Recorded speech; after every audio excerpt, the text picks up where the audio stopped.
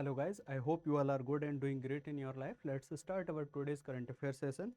देखते हैं आज हमारे लिए न्यूज़ कौन सी इंपॉर्टेंट है जो एग्जामिनर हमसे पूछ सकता है और हमें पता होना चाहिए उस एग्ज़ाम को क्रैक करने के लिए।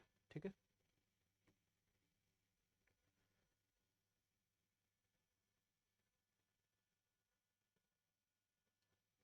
ठीक है, शुरू करते हैं। सबसे पहली बात है, इसमें बोल रहा है कि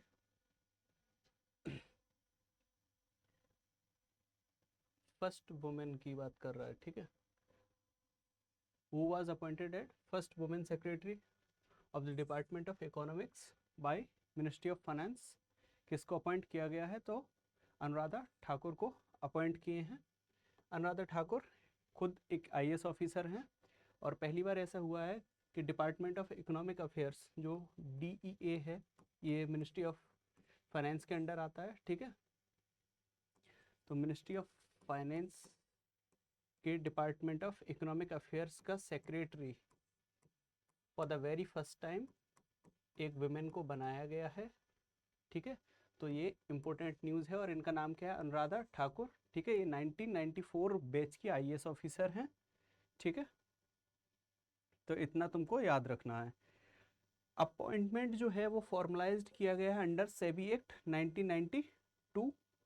बैंकिंग के एग्जाम में ये भी तुमसे पूछा जा सकता है, तो इस पॉइंट को भी नज़रअंदाज नहीं करना है, ये भी याद रखना है।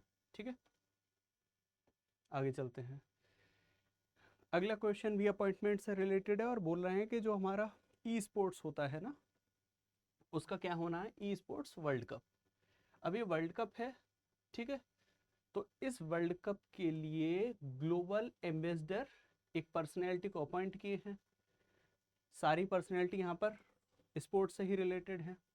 ठीक है, और किया किसने appointment? E sports world cup foundation ने, और क्रिस्टियानो रोनाल्डो को इसका ग्लोबल एम्बेसडर अपॉइंट किया गया है। ठीक है, तो क्रिस्टियानो रोनाल्डो किस कंट्री के हैं, कौन कौन से टीम से खेलते हैं? पोर्चुगल तो कंट्री हो गया उनका, ठीक है, जहाँ से खेलते हैं। फिर रियल मैड्रिड वगैरह हो गया। तो इस तरह से याद रखना।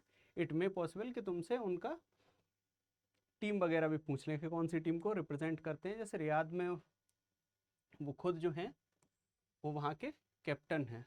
ठीक है, जब इधर रियाद में जो सऊदी अरेबिया में फुटबॉल लीग होती है उसके।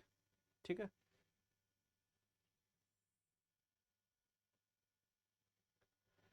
ठीक। अब एक स्पाइडर है जो कैसा है? Jumping spider. यहाँ से फुदक के यहाँ जाता है, यहाँ से यहाँ जाता है, जस्ट लाइक अ फ्रॉग।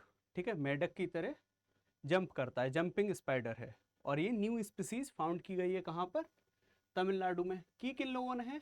तो कर्नाटका के जो साइंटिस्ट हैं उन लोगों ने की है। ठीक है, तो बोल रहे हैं कि ये जो स्पाइडर है ये स्पायरेटेनी सब फैमिली से बिलोंग करता है। तो इसका नाम क्या है? इस स्पाइडर का नाम याद रखना जरूरी है। तो कगिरी इसका नाम है। ठीक है, एक तो दो चीजें हैं। एक तो स्पाइडर डिस्कवर हुआ है, कगिरी। ठीक है, जंपिंग स्पाइडर है। तुम्हारे जो चेन्नई कोलकाता वाले सर्वे ऑफ इंडिया वाले हैं, ये लोग मिलके Tamur wild aware nature club जो है उसमें डिस्कवर किया इन्होंने न्यू जंपिंग, ये जिसका नाम रखे ये लोग स्पेटियस कगिरी। ठीक, जो कि एलिफेंट हिल्स में है। तो एलिफेंट हिल्स के बारे में भी याद रखना ज़रूरी है। तुमसे पूछ लेंगे एलिफेंट हिल्स कहाँ लोकेटेड हैं। ठीक है, या किस स्टेट से बिलोंग करती हैं, तो वो तुमको पता होना चाहिए कि कर्नाटका से हैं। ठीक है, और उसके बाद में जो सेकंड इम्पोर्टेंट चीज़ है वो ये है कि एक new flowering plant in Rajasthan में डिस्कवर की हैं, पोर्टुलाका भारत। ठीक है, निशांत चौहान जो हैं उनने सतपुड़ा जो बायोडाइवर्सिटी कंजर्वेशन सोसाइटी है, ठीक है, उसमें डिस्कवर किया है ये वाला न्यू फ्लावर। तो सतपुड़ा के बारे में जो वाइल्ड लाइफ सेंचुरी भी है सतपुड़ा। ठीक है, इसके बारे में पढ़ लेना, ये भी इम्पोर्टेंट है। ठीक है, किस डिस्ट्रिक्ट में है, ये सारी चीज़ें। अगला जो क्वेश्चन है हमारा वो बात कर रहा है कि ये सारे के सारे क्लब हैं, ठीक है, तो इनमें से कौन सा क्लब ऐसा है जिसने first time made in ultimate table tennis title जीता है for the very first time, ठीक है। कितने से? 8-4 से, ठीक। कहाँ हुआ? 6th एडिशन हुआ था तुम्हारा अल्टीमेट टेबल टेनिस का, अहमदाबाद गुजरात में, और जीता कौन है? यूमाम्बा टेबल टेनिस क्लब, ठीक है।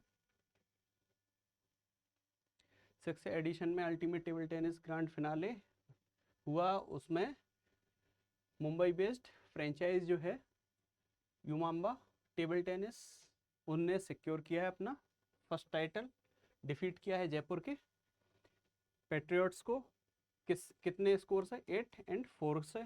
तो वो याद रखना जरूरी नहीं है जीता कौन है, बस ये याद रखो, ठीक है।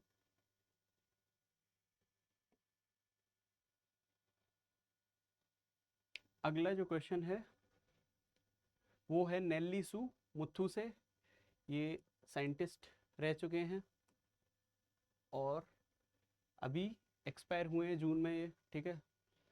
तो इसरो के साइंटिस्ट रह चुके हैं, तमिल साइंस राइटर रह चुके हैं। ये बहुत सारी खूबी हो जाती है जब एक पर्सनैलिटी में।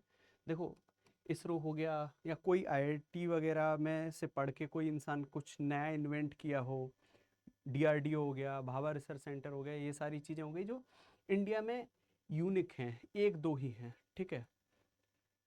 फॉर एग्जांपल ऐसे समझो कि इसरो तो हो ही गया, इसके बाद में तुम समझो कि फॉर एग्जांपल कोई मिनिस्टर रहा हो, ठीक है, तो फॉर्मर मिनिस्टर है, सीएम है, और उसने सीएम रहते हुए कोई एक न्यू डेवलपमेंट किया हो जो अपने आप में उसके पूरे टेन्योर में यूनिक हो, और उसके ही टेन्योर में नहीं, उस पूरे के पूरे स्टेट के लिए वो एक डेवलपमेंट का प्रोग्राम जैसा हो जो अपने आप में यूनिकनेस रख रहा हो, तो ऐसी पर्सनैलिटीज़ हमेशा इंपॉर्टेंट हो जाती हैं, ठीक है। वो एग्जाम में पूछी ही तुमसे जाती हैं, ठीक। और इनकी खास बात यह है कि इन्होंने बहुत सारी बुक्स वगैरह भी लिखी हैं, जैसे विन वैली 2057, ठीक है। तो बुक्स हैं 70 से ज़्यादा बुक्स लिखी हुई हैं, तो ऑब्वियस सी बातें इंपॉर्टेंट हो जाती है पर्सनैलिटी, और उनमें भी बुक्स को अवार्ड मिले हैं, जैसे सेवायल नाल वायप्पम और वेनवेल्ली 2057, ये दोनों बेस्ट बुक अवार्ड जीती हैं 2000 में, ठीक है। और उसके बाद में इनकी जो ये सेकंड बुक है अतिवित्तम विज्ञाना विलाई यत्तु, ये बेस्ट चिल्ड्रंस लिटरेचर बुक का अवार्ड जीती है 2004 में। और उसके बाद में इनकी ये जो बुक है वो जीती है बायोग्राफी एंड पर्सनल हिस्ट्री 2005 में। तो ये सारी बुक्स जो हैं ये मस्ट हैं, इनको याद रख लेना। एक तो पर्सनैलिटी इंपॉर्टेंट है, इसरो के साइंटिस्ट रह चुके हैं, ठीक है, बहुत सारी बुक लिखी है जिनमें से जो बुकों को अवार्ड मिला है वो याद होनी चाहिए, ठीक। फिर मत कहना कि एग्जाम में ऐसा बुक पूछ लिया जो कि पता ही नहीं था, आउट ऑफ द बॉक्स ही क्वेश्चन आ रहे हैं आजकल, ठीक है। उसके बाद में मंगला भट्ट, तो ये तो डेफिनेटली तुमको पता ही होना चाहिए। मंगला भट्ट कथक के डांसर हैं, ठीक है, संगीत नाटक अकादमी अवार्ड के विजेता रह चुके हैं, ठीक है।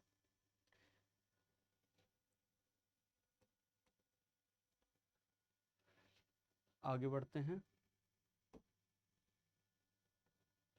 अगला आ गया हमारे पास कि वर्ल्ड जो हमारा यूनाइटेड नेशंस का world day to combat desertification and drought है, वो कब सेलिब्रेट किया जाता है, ठीक है।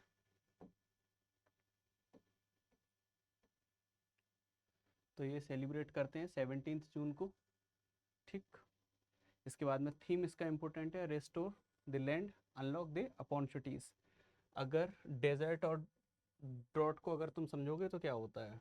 रेगिस्तान, ठीक है, मरुस्थल type.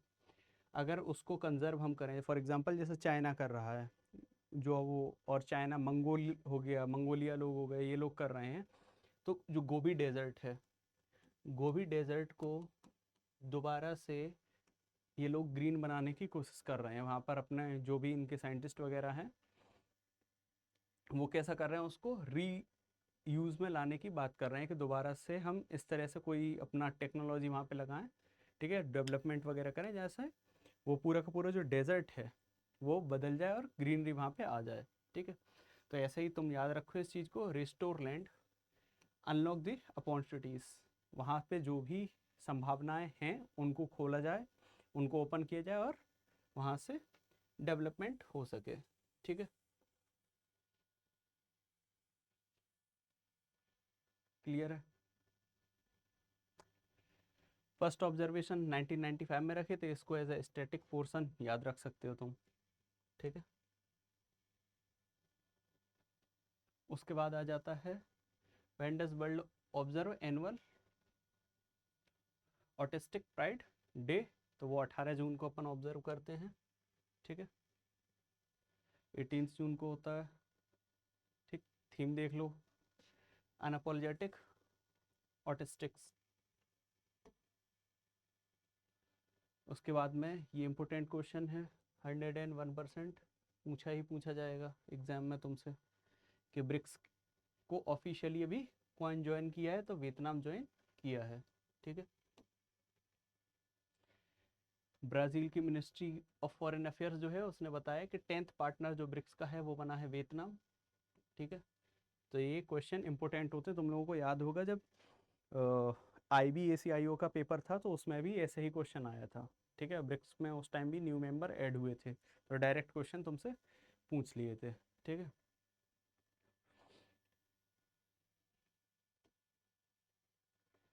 So thank you very much for today's current affair session. इस तरह से आप हमारे साथ करंट अफेयर के इन सेशंस में बने रहिए।